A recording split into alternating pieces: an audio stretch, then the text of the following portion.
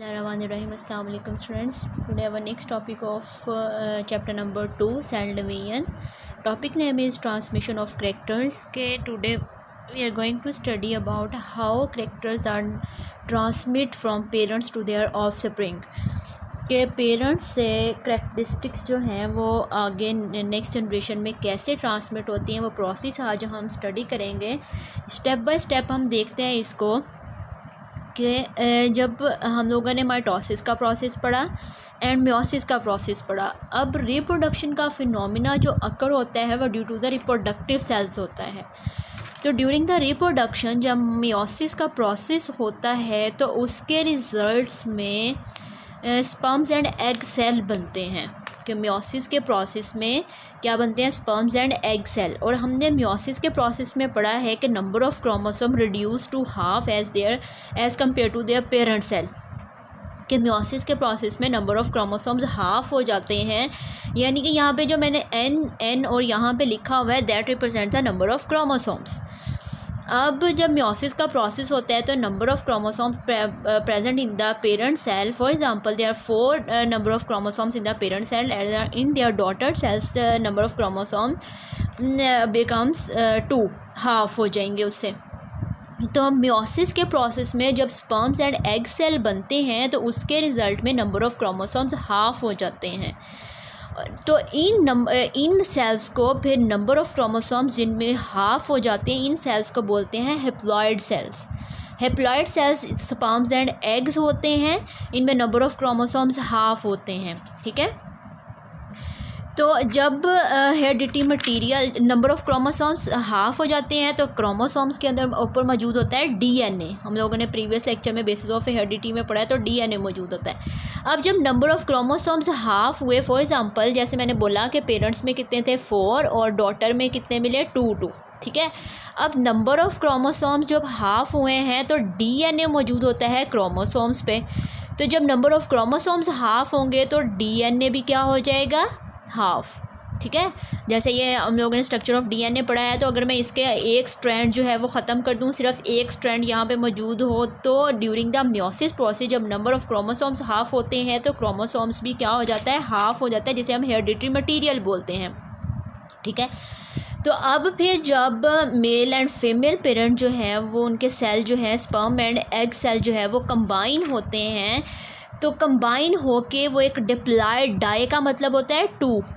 ठीक है. डाई का मतलब क्या होता है? 2.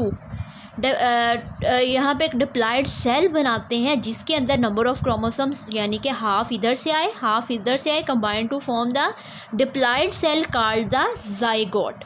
के by the combining of sperm and egg cells यानी कि haploid cells sperms and eggs combine to form a diploid cell called the zygote. ठीक है. जाइगोट में जब यहाँ पे आधे जो है वो स्पर्म में से क्रोमोसोम्स आएंगे, आधे जो है वो एग में से आएंगे, तो नंबर ऑफ़ क्रोमोसोम्स कितने हो गए? डबल हो गए. जब नंबर ऑफ़ क्रोमोसोम्स जो हैं वो डबल होंगे तो आधा जो डीएनए का स्ट्रक्चर था वो इधर से आया, आधा जो है वो डीएनए का स्ट्रक्चर इधर से आया. जब नंबर ऑफ़ क्रोमोसोम्स यहाँ पे डबल होंगे तो डीएनए भी आपस में आधे वाला combine to form a complete structure of DNA. जब कंप्लीट स्ट्रक्चर ऑफ डीएनए बनेगा तो इसके अंदर मौजूद basic physical and functional unit of heredity called the genes. फिर आधी जीन्स जो है वो कहाँ से आएंगी? फीमेल पार्ट में से, और आधी कहाँ से आई हैं? मेल पेरेंट में से. दोनों की करैक्टरिस्टिक जो है वो कंबाइन होके डिसाइड होंगी, यहाँ पे हेरिडिटी करैक्टर ट्रांसमिट हो जाएंगे टू देयर ऑफस्प्रिंग. ठीक है. तो जाइगोट जो बना है एक तो उसके अंदर नंबर ऑफ़ क्रोमोसोम्स कहाँ से आए? दोनों पेरेंट में से आधे आधे, और उनका जो क्रोमोसोम्स के अंदर मौजूद डीएनए है वो भी डबल हो गया. यानी कि करैक्टरिस्टिक जो हैं वो जीन्स जो हैं वो दोनों तरफ से आई, पेरेंट्स मेल पेरेंट में से भी एंड फीमेल पेरेंट में से. उसके रिज़ल्ट में एक सेल बना जिसे हम बोलते हैं जाइगोट. तो जाइगोट जो है वो फर्स्ट सेल हो किसी भी लिविंग ऑर्गेनिज्म का जहाँ से उसकी लाइफ जो है वो स्टार्ट होती है.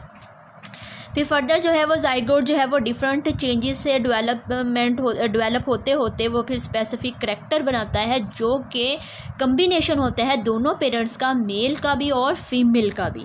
तो इस तरह से ये प्रोसेस होता है जिसके रिज़ल्ट में जो है वो करैक्टरिस्टिक्स जो है वो ट्रांसमिट होती हैं फ्रॉम पेरेंट्स, यानी कि मेल पेरेंट भी एंड फीमेल पेरेंट पार्टिसिपेट करते हैं by combining their reproductive cells sperms and eggs, जो कि बनते हैं किसके रिज़ल्ट में, मियोसिस के रिज़ल्ट में। जब इनके रिज़ल्ट में नंबर ऑफ़ क्रोमोसोम्स हाफ़ हो जाते हैं, जब नंबर ऑफ़ क्रोमोसोम्स हाफ़ होते हैं तो यहाँ पे हैप्लॉइड सेल बनते हैं। Haploid cell combine to form a diploid cell called the zygote which have both characteristics of sperm and egg, यानी कि मेल पेरेंट की कैरेक्टरिस्टिक भी होती हैं एंड फीमेल पेरेंट की भी कैरेक्टरिस्टिक्स होती हैं। दोनों कंबाइन होकर एक सेल बनाते हैं ज़ाइगोट, जो फर्दर प्रोसेस से गुजरते गुजरते एक लाइफ जहाँ से स्टार्ट होती है किसी भी लिविंग ऑर्गेनिजम्स की, वो कौन सा सेल होता है, वो ज़ाइगोट होता है। उसके अंदर दोनों कैरेक्टरिस्टिक मौजूद होती हैं, क्योंकि डीएनए कंप्लीट हो चुका है। डीएनए में कुछ जीन्स जो है, जीन्स हमेशा पेयर्स की फॉर्म में होती हैं, तो वन पेयर में से one part come from the male parent and other one come from the female parent. इस तरह से ये कैरेक्टरिस्टिक जो है वो ऑफस्प्रिंग में नेक्स्ट जनरेशन में दोनों तरह से ट्रांसमिट होते हैं। ये प्रोसेस है ट्रांसमिशन ऑफ कैरेक्टर्स का from parents to their offspring. ठीक है, तो यहाँ पे आपने हैप्लॉइड सेल्स में स्पर्म्स एंड एग करना है, डिप्लॉइड सेल की डेफिनेशन, ज़ाइगोट की डेफिनेशन करनी है, और इस तरह ये पूरा प्रोसेस जो है वो आप लोगों ने कंप्लीट करना है। क्लियर? Thank you.